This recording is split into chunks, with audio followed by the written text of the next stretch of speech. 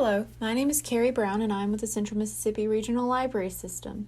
Today I'm going to be reading to you chapters 6, 7, and 8 of A to Z Mysteries, The Kidnapped King.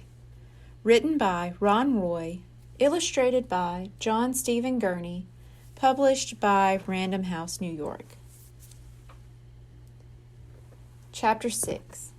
Inside the house, Officer Fallon examined the piece of glass. "If this came out of the boy's kaleidoscope, how did it get to your front steps?" he asked. "The top unscrews," Dink explained. "Sammy likes to take the glass out." Josh and Ruth Rose stood silently in Dink's kitchen. Pal lay at Josh's feet, snoozing. Dink was sitting at the table with his mom and Officer Fallon. Officer Keene had left to organize the search. Officer Fallon sighed. He left the piece of glass on the table and stood up. "Green Lawn isn't that big," he said. "We'll find the boy. I'll make sure every possible way out of town is checked. Try not to worry, okay?"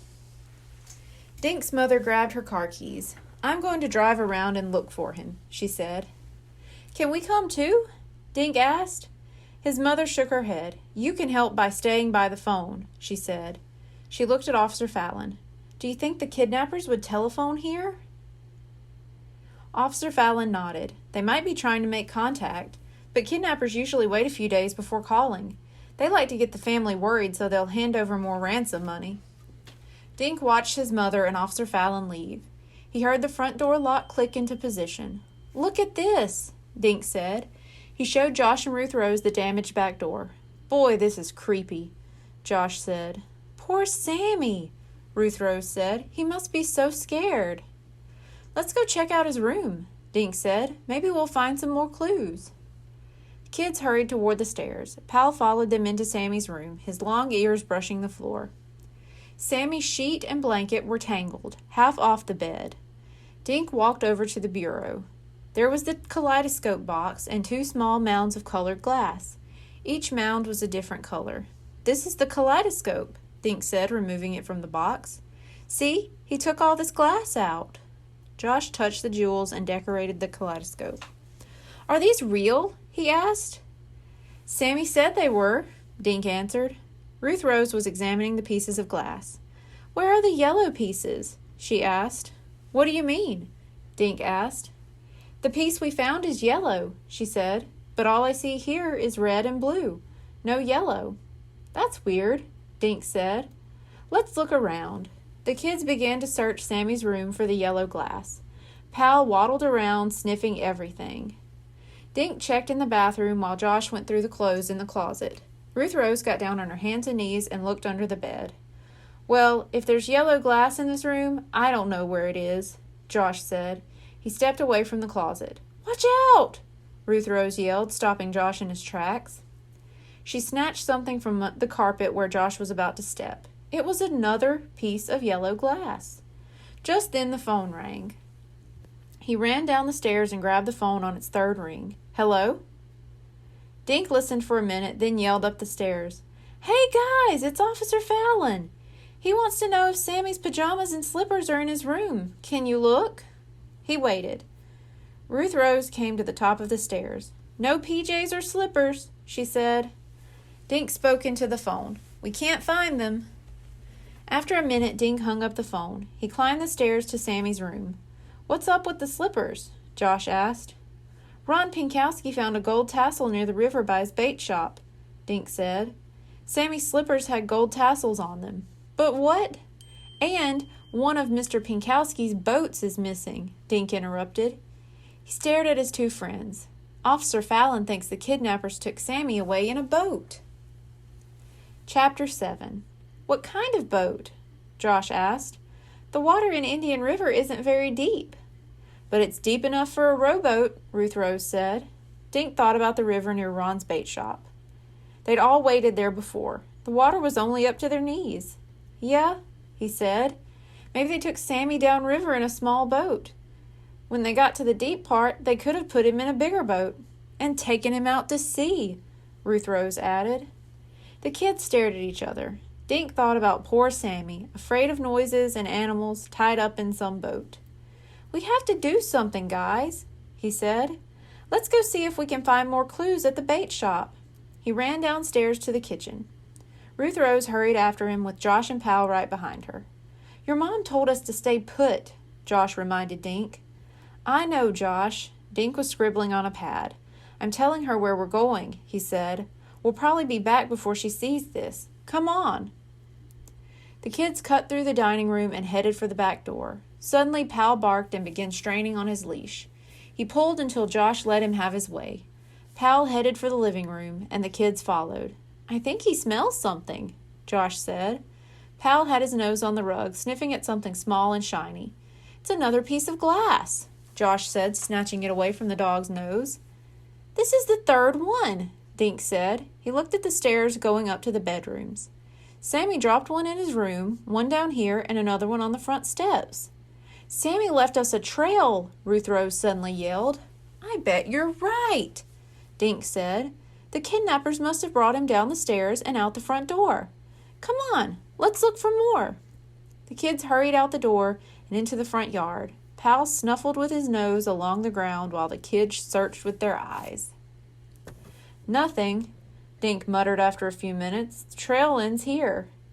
Suddenly Pal yanked on the leash. "Whoa, doggy," Josh said, but Pal kept pulling. He dragged Josh to the road. At the curb, Pal's nose went right into the gutter. "Look," Josh said. He held up a fourth piece of yellow glass. Dink and Ruth Rose ran over. "Sammy must have dropped it when the kidnappers loaded him into the car," Ruth Rose said. "And I bet the trail picks up again down at the river," Dink said. "Let's go." With Pal loping along behind them, the kids hurried down Woody Street. They cut past the elementary school, then crossed Duckwalk Way toward the river. Inside his shop, Ron Pinkowski was feeding the bait shiners in one of his huge tanks. "Hey, I heard about that boy disappearing," Ron said when he saw the kids. "He didn't disappear," Josh said. "He was kidnapped." Ron nodded. "That's what Officer Fallon said. And they stole one of my rowboats." "Can you show us where the rowboat was?" Dink asked. "Sure, come on." Ron took the kids outside. "Right over there," he said, pointing to a line of upside-down boats along the riverbank. There was an empty space between two of the boats. "They broke my padlock and took a pair of my brand-new oars, too." "Thanks, Mr. P," Dink said. The kids hurried over to the rowboats and searched for yellow glass. Pal sniffed the ground for a few seconds, then flopped under a tree and closed his eyes. The kids examined the ground where the boat had been. They didn't find any glass at all.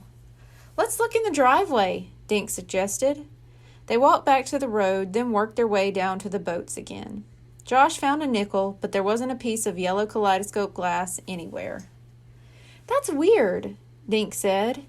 "If Sammy left a trail back at my house, why didn't he drop another piece of glass when he got here?" "Maybe he ran out of glass," Josh said. Ruth Rose shook her head. "How could he? He took all the yellow glass, remember?" "You know," Dink said, "something about the yellow glass is bugging me. Why did Sammy leave a yellow trail? Why not red or blue?" "Well, he had the colors in separate little piles," Josh said. "So maybe he just grabbed the closest pile and it was yellow." Ron Pinkowski walked over. "What are you kids looking for?" he asked. Dink explained about the trail of yellow glass. "You didn't see any, did you?" "Nope. Just that tassel thing, and I gave it to Officer Fallon." "Did you hear a car last night?" Ruth Rose asked. Ron grinned. "The way I snore, a tank could drive down here, and I'd snooze right through it." "Let's go back and see if my mom is home," Dink said. "She might have found out something. Thanks, Mr. P." The kids and Pal hurried back to Dink's house. His mom was on the phone looking worried. She made a motion for the kids to sit. They did, with Pal at their feet. A minute later, Dink's mother hung up the phone. "That was Officer Fallon," she said. "The police are searching everywhere. They're checking the train station, the airport, and every boat on the river. But so far, they aren't having any luck." Dink's mother looked at the kids with concern in her eyes. How could a boy just disappear without a trace?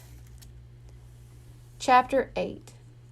"Sammy left a trail, Mom," Dink said. "He what?" Dink explained about the pieces of yellow glass. "Oh my goodness!" Dink's mother grabbed the phone, dialed quickly and handed the phone to Dink. "Tell Officer Fallon," she said. Dink talked and Officer Fallon listened.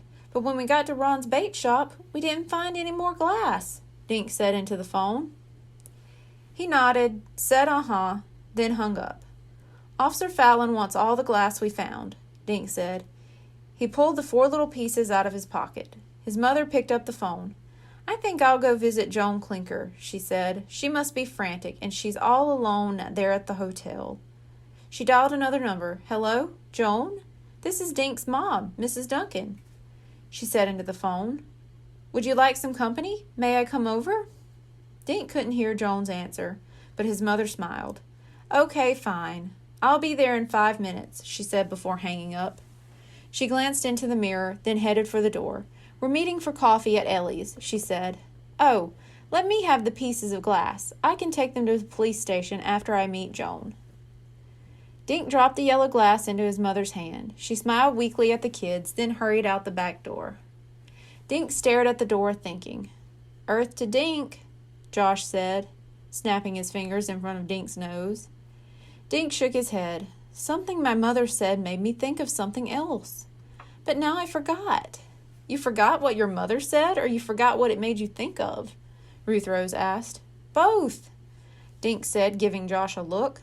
"I was just getting it when you snapped your fingers." "Sorry," Josh said. "Why don't we have a snack?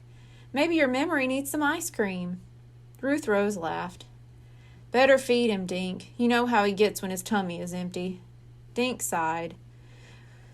"We finished the ice cream last night," he said, heading for the kitchen. He pulled open the refrigerator. "But we've got Cool Whip and cherry jello." He grabbed the bowl and handed it to Josh. "Here, are you?" Dink stopped. He stared at the bowl of jello. "That's it!" he yelled. "It's yellow!" Josh shook his head. "Dinkus, this is red jello, not yellow jello." "No, yes, I know, but jello made me think of yellow," Dink said. "Can I eat while you talk?" Josh asked. Dink got bowls and spoons and put them on the table. Then he continued. "After you guys left yesterday, Sammy's tutor came over, gave me and Sammy a French lesson," he said. Josh grinned. "Say something in French," he said. "Just eat, Josh, and let me finish." "Sorry," Josh said, plopping a gob of Cool Whip onto his jello. He let Pal lick his spoon. "Remember a few minutes ago when my mom said she was going to see Sammy's tutor?" Dink asked. "She called her Joan, remember?" Josh and Ruth Rose nodded. "That made me think of the French lesson yesterday. She taught me to say yellow in French. The word for yellow is jaune, only I pronounced it Joan, like her name." Dinkus," Josh said. "What's this got to do with anything?" "Don't you guys see?" Dink said. "The French word for yellow sounds just like Joan. That's Sammy's tutor name. Sammy could have left a trail of red or blue, but he chose the yellow glass. I think Sammy was trying to say Joan." Thank you. Be sure to tune in next week for chapters 9, 10, and 11. Goodbye.